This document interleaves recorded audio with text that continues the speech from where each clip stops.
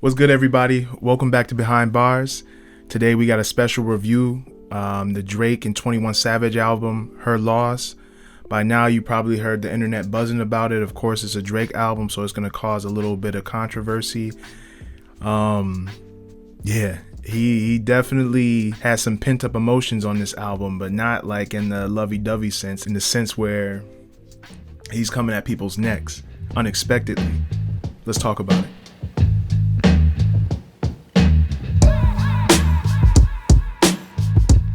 So right out the gate, Drake and 21 come out strong with rich flex, strong beat, real high energy. They said, you know what you get with this album already. At least the energy came through on that first track. Drake comes out saying, 21, can you do something for me? And by now you probably seen the memes of it. Really infectious little hook there. 21 coming with some pretty funny bars as well. My man said this bitch thicker than plot. Tons of funny bars throughout this album, especially from 21. He coming with a lot of wit. My man even said, I'm a savage, smacker, booty, ratchet, for using that flow and taking from Meg Thee Stallion's I'm a Savage. They actually had to give Meg Thee Stallion a writing credit, which is ironic considering the line that Drake drops later on in the album. We'll talk about that though. They had a fire beat switch to the sample from 24's from T.I. If you remember that song from the classic album, Rollin' Dope on 24's. That's how all my partners rollin'. It went something like that, at least, I think. Next up, we got Major Distribution. Good track. The beats, it just seemed like they were missing something on there. I think they could have threw another featured artist. I think Nardo Wick would have hit hard on that song. Not really sure why though. I don't know. Maybe it was like the horror-based pianos. I don't know. Nardo beat really would have fit well on that track. Then we go to On BS. Pretty straightforward. Hard beat, man. If one thing is a highlight for me on this album is production. Noah 40 been rocking with Drake since the beginning. That's his longtime friend and collaborator and producer.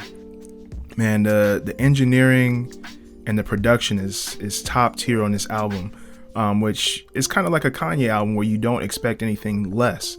The beat is hard on BS. Then we have BackOutsideBoyz.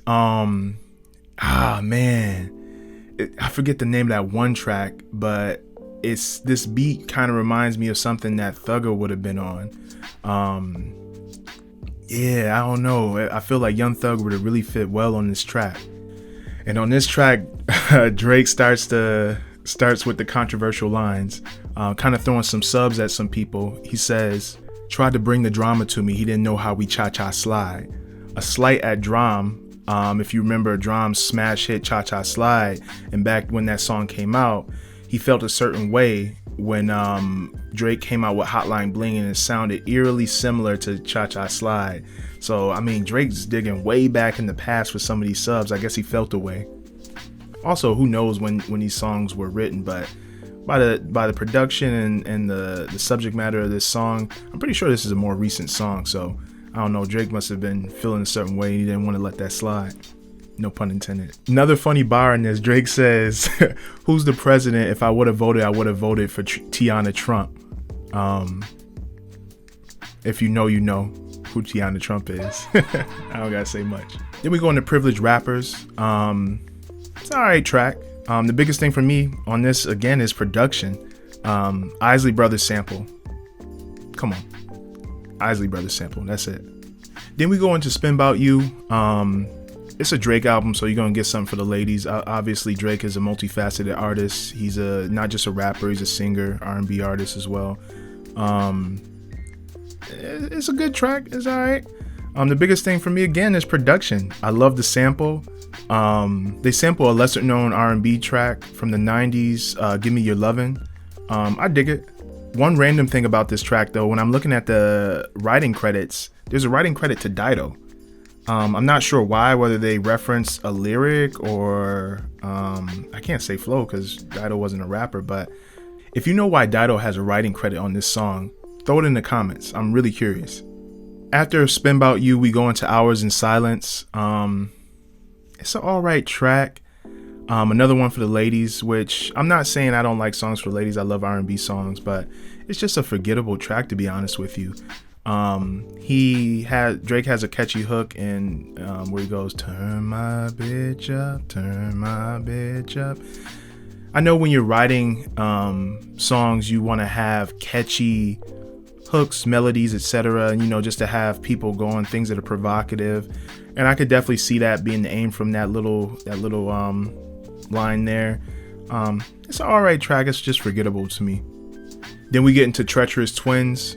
Again, good track, nothing special, but again, the production, man, they sampled the classic Genuine track, Lonely Days. Fire sample, fire production.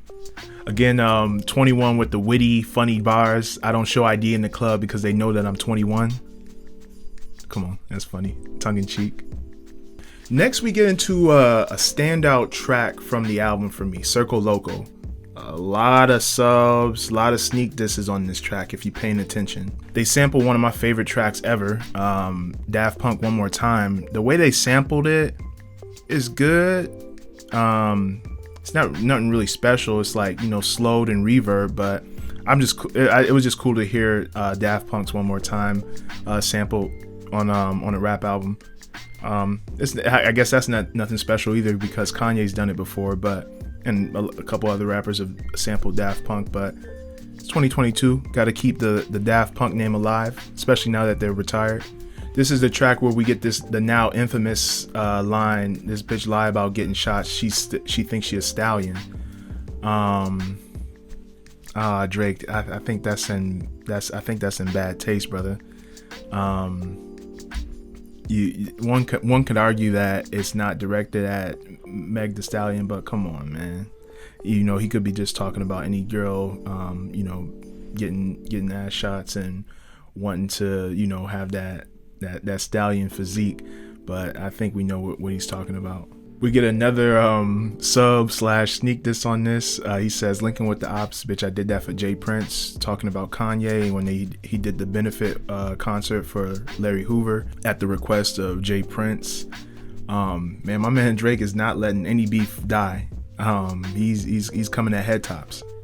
Out of all the controversial lyrics on this track, there's one lyric that stands out. It's not controversial. It's just a funny, witty line. I really enjoy it. He said, "Known the girl for 6 months, dinner up at my place, but I got the diamonds on my neck, so it's a blind date."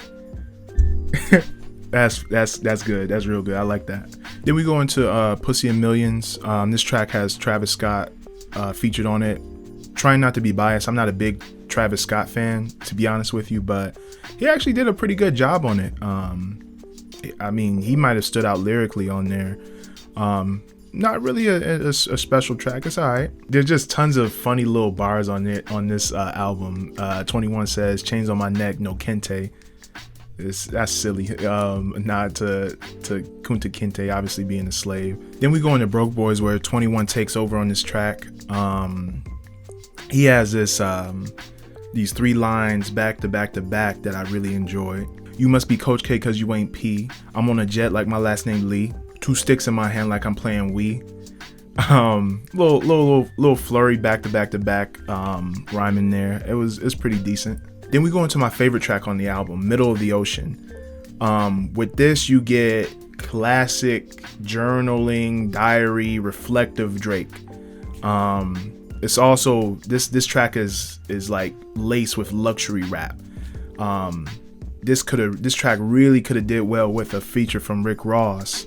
Speaking of Rick Ross, I think we're well overdue for a collab album between Drake and Rick Ross. After the Future collab, I'm not gonna lie, I thought Drake and Rick Ross would have did an album together before 21 Savage, but I'm not mad at the 21 joint, but we're long overdue for that Rick Ross and Drake album. Shoot, I'm not gonna hold you. There's too many lines from Middle of the Ocean for me to just go line by line by line. Just listen to this album with the lyrics popped up and like go through, because he is dropping bar after bar after bar on this track. Here's a couple standout bars from this track though. I wouldn't trade my life for any of y'all's like it's an embargo. No chance the kid'll make it here like it's a vasectomy. And then one of my personal favorites. I'm like a cup holder the way these dimes stick to me. Just a witty, funny bar. Oh, and I almost forgot. Great samples on this track. He sampled Dipset's Real Niggas. Classic track. It fit well for like the type of like heavy barred up tone he was going for in this joint, so it made sense. Then you get Birdman commentary over an OJ sample, classic Cry Together. Genius. Just a flawless track. Yeah, this was the highlight of the album for me. I know everybody doesn't like barred up Drake, but that shows his versatility. That's why he is the best selling artist or rapper right now, because he has that versatility. He appeals to the ladies. He appeals to your barred up, like, you know, screw face rap fanatics, and he has that mass appeal too. So it's Drake. Then we go into a forgettable track on the album, Jumbotron, Shit Poppin'. Yeah, I could have did without this track. That track is quickly followed by More M's, Metro Boomin. What more could you ask for? Great production. No really notable lyrics on that track for me. Then we get a surprise track on the album, 3 a.m. on Glenwood, which is a soul track with 21. Surprisingly, because usually these time at location tracks are Drake's staple, and he usually gets in his introspective, reflective bag talking about life and some of the things that have happened. But instead you get that take from 21, which is interesting. You don't really see that from 21, so I thought it was good to see that like role reversal. It's a cool track. 21 was, you know, just talking about some real life stuff on there. It's a solid track. And then we get the outro track. I guess it's Fuck Me, solo track with Drake. Kind of like, you know, closing us out with the theme of her loss, just kind of lamenting a situation with, you know, his experiences with women, and just saying, yeah, I guess it is F me, or but still, you know, while having the sentiment of it being her loss. Overall, this album was solid. It's a good album. You know, at this point in Drake's career, he can do anything he wants. I really thought that him and 21 work well together. They have a good dynamic back and forth. Is it in contention for album of the year for me? By no means, but it's a good album. It's solid. It has some forgettable tracks. The standout for me is production front to back is amazing. Great engineering on this album. It's solid. I do hope that Drake does another collaboration. You know, the selfish fan in me would love to see him and Rick Ross do a full collaboration album of just barred up luxury rap. I think everybody needs that in their life. But give us your thoughts on her loss. Let's talk about it more in the comments and have a discussion. Either way it goes, anytime Drake drops, people listen. It becomes pop culture. It takes over the internet. And I don't think that's going to stop anytime soon. Well, make sure you like and subscribe. Until next time, this is D-Russ signing out. Peace.